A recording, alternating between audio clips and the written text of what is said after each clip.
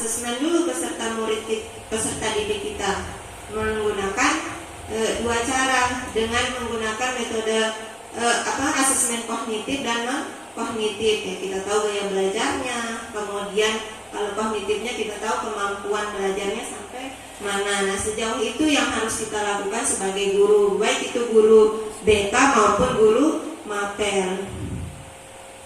Jadi masing-masing guru itu dia akan memiliki datanya, tapi kalau gaya belajar itu satu, ya, gaya belajar itu satu yang kita gunakan karena masing-masing anak itu sama, artinya masing-masing mapel itu sama saja dia cara pengambilan data untuk gaya belajar. Nah, jadi masing-masing anak memiliki gaya belajar berbeda-beda. Nah, dari sana kita berangkat untuk membuat modul ajar. Begitu juga untuk asesmen untuk mengetahui kemampuannya, kita asesmen dulu. Oh, misalnya di kelas 9 itu ada anak yang memiliki kemampuan cepat dalam menerima pelajaran, ada yang sedang dan ada yang rendah. Nah, dari sanalah kita akan menentukan model pembelajaran kita yang kita masukkan di dalam modul ajar itu. Nah, kalau ada yang kita temukan seperti itu, bisa kita menggunakan pendekatan berdiferensiasi. Itu yang biasa kita gunakan.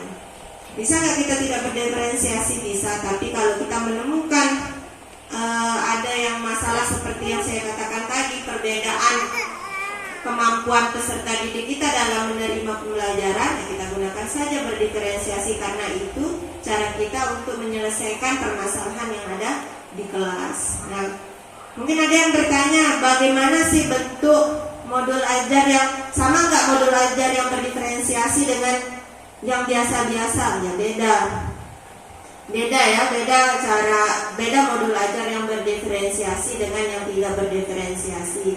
Hanya saja cara kita pada saat asesmen kah, atau ada 3 kan berdiferensiasi itu, ada diferensiasi konten, proses, dan hasilnya. Nah, jadi boleh ketiganya kita gunakan, boleh salah satu di antara yang 3 itu. Apakah kita berdiferensiasi di konten saja bisa, atau di proses saja bisa?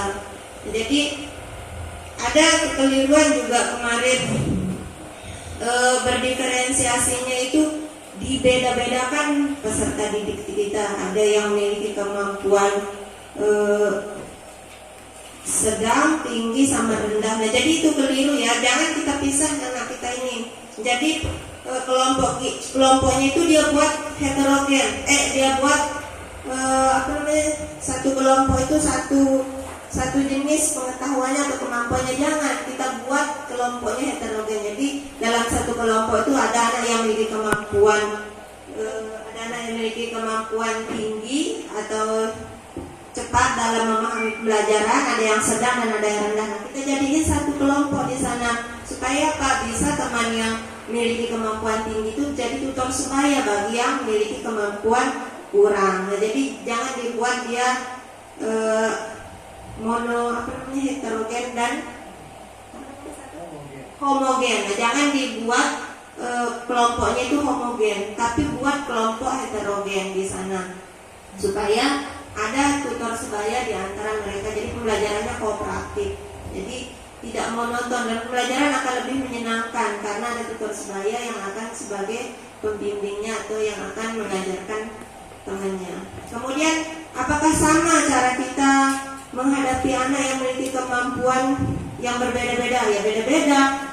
Jadi ketika anak memiliki kemampuan tinggi, bisa kita berikan secara mandiri belajarnya, kemudian kita bisa berikan pengayaan lebih untuk memaksimalkan pengetahuannya itu. Sedangkan anak yang kurang, misalnya rendah, jangan kita buatkan mereka kelompok dengan anak yang bisa. Walaupun di kelompok itu kita secara mandiri membimbingnya, supaya apa?